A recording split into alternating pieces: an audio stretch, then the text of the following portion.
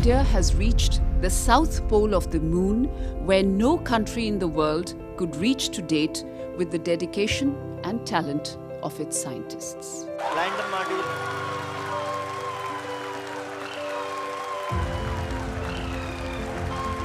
चंद्रयान 3 की ऐतिहासिक सफलता के बाद इसरो सूर्य मिशन के लिए तैयार है। 2 सितंबर को श्रीहरिकोटा से आदित्य L1 लॉन्च किया जाएगा। इस मिशन का उद्देश्य सूर्य का अध्ययन करना है। चंद्रयान 3 की सफल लैंडिंग के बाद अब दुनिया की नजर आदित्य L1 मिशन पर होगी। मिशन को लैग्रांजियन पॉइंट 1 पर भेजा जाना है। आखिर आदित्य L1 क्या है? जिस L1 पॉइंट पर मिशन भेजा जाना है वह क्या होता है? सूर्य का अध्ययन लैग्रांजियन पॉइंट से क्यों किया जा रहा है? आइए समझते हैं। आदित्य L1 क्या है? आदित्य L1 सूर्य का अध्ययन करने वाला मिशन है।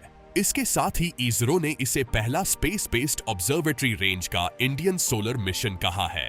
स्पेसक्राफ्ट को सन अर्थ सिस्टम के लैग्रेंजियन पॉइंट 1 के चारों ओर एक हेलो ऑर्बिट में इंस्टॉल करने की प्लानिंग है, जो पृथ्वी से लगभग 15 लाख किलोमीटर दूर है। आदित्य L1 सोलर कोरोना सूर्य के एटमॉस्फेयर का सबसे बाहरी भाग की बनावट और इसके हीट अप की प्रोसेस, इसके टेम्परेचर, सोलर एक्सप्लोजन और सोलर स्टॉर्म के रीजन और ओरिजिन, कोरोना और कोरोनल लूप प्लाज्मा की बनावट, वेलोसिटी और डेंसिटी, कोरोना के मैग्नेटिक फील्ड की मेजरमेंट, कोरोनल मास इजेक्शन की उत्पत्ति, डेवलपमेंट और मोशन, सोलर विंड और स्पेस के एटमॉस्फेयर को प्रभावित करने वाले फैक्टर्स का स्टडी करेगा। इसे कब लॉन्च किया जाएगा? सूर्य की स्टडी करने वाली पहली space based Indian observatory Aditya L1 का लॉन्च 2 सितंबर को किया जाएगा। इसके लिए सुबह 11:50 का समय तय किया गया है। श्रीहरिकोटा से इसका लॉन्च किया जाएगा। भारत का आदित्य L1 मिशन सूर्य की इनविजिबल रेज और सोलर एक्सप्लोजन से निकली एनर्जी के रहस्य सुलझाएगा। इससे पहले इसरो ने मंगलवार को आदित्य L1 से equipped launch vehicle PSLV C57 की फोटोज शेयर की। लॉन्च व्हीकल PSLV C57 को श्रीहरिकोटा के लॉन्चिंग पैड पर पहुंचा दिया गया है। चंद्रयान 3 को चंद्रमा की सतह पर पहुंचने में 1.5 महीने लग गए थे, तो आदित्य L1 कब तक पहुंचेगा? आदित्य L1 को लैग्रांजियन पॉइंट 1 तक पहुंचने में करीब 4 महीने का समय लगेगा। इस दौरान यह 15 लाख किलोमीटर का सफर तय करेगा।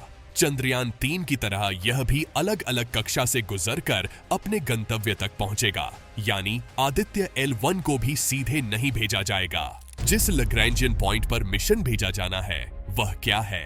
लैग्रांजियन पॉइंट स्पेस में वह स्थान होते हैं जहां 2 वस्तुओं के बीच कार्य करने वाले सभी ग्रेविटेशनल फोर्स एक दूसरे को इनइफेक्टिव कर देते हैं। लैग्रांजियन पॉइंट में एक स्मॉल ऑब्जेक्ट्स 2 लार्ज ऑब्जेक्ट्स सूर्य और पृथ्वी के ग्रेविटेशनल इफेक्ट के तहत बैलेंस रह सकती है।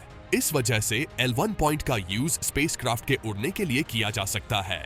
स्पेस में 5 लैग्रांजियन पॉइंट हैं, जिन्हें L1, L2, L3, L4 और L5 के रूप में डिफाइंड किया गया है।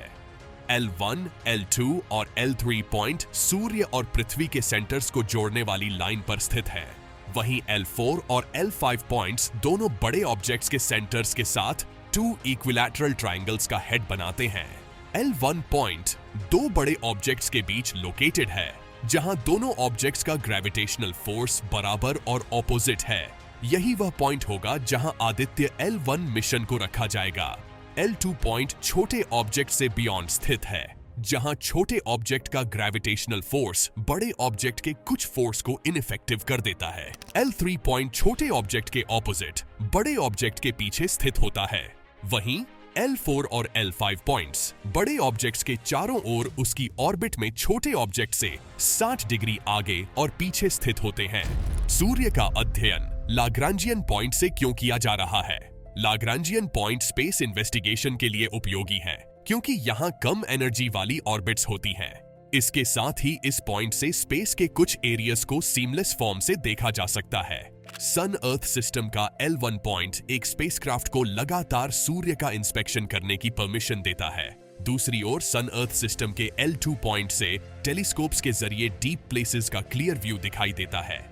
L4 और L5 पॉइंट्स पर ट्रोजन एस्टेरॉइड होते हैं, जो सूर्य के चारों ओर एक ग्रह की कक्षा को शेयर करते हैं। स्पेस से सूर्य की स्टडी क्यों? सूर्य कई एनर्जेटिक पार्टिकल्स और मैग्नेटिक फील्ड के साथ लगभग सभी वेवलेंथ में रेडिएशन या लाइट छोड़ता है। हमारी पृथ्वी का एटमॉस्फेयर और उसका मैग्नेटिक फील्ड एक सेफ्टी शील्ड के रूप में वर्क करता है। पृथ्वी ही पार्टिकल्स और एरिया सहित कई हार्मफुल वेवलेंथ रेडिएशंस को रोकती है। चूंकि कई रेडिएशन पृथ्वी की सतह तक नहीं पहुंच पाते हैं, इसलिए पृथ्वी के इक्विपमेंट ऐसे रेडिएशन का पता नहीं लगा पाएंगे। इसी वजह से इन रेडिएशंस पर आधारित सोलर स्टडी भी नहीं किए जा सकते। हालांकि ऐसे स्टडी पृथ्वी के एटमॉस्फेयर के बाहर यानी स्पेस से ऑब्जर्वेशन करके किए जा सकते हैं। इसी प्रकार एक सवाल उठता है कि सूर्य से निकलने वाले गैस पार्टिकल्स और मैग्नेटिक फील्ड ग्रहों के बीच स्पेस से कैसे यात्रा करते हैं। इसे समझने के लिए एक ऐसे पॉइंट से स्टडी किया जाना चाहिए जो पृथ्वी के मैग्नेटिक फील्ड के इफेक्ट से बहुत दूर है।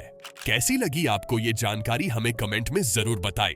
हम कल हमारे देश इंडिया को एक बार फिर से सक्सेसफुल होते हुए देखेंगे। अगर वीडियो पसंद आया तो इस वीडियो को लाइक कर दीजिए। अगर आप इस चैनल पे नए हैं तो सब्सक्राइब करना बिल्कुल ना भूलें। धन्यवाद।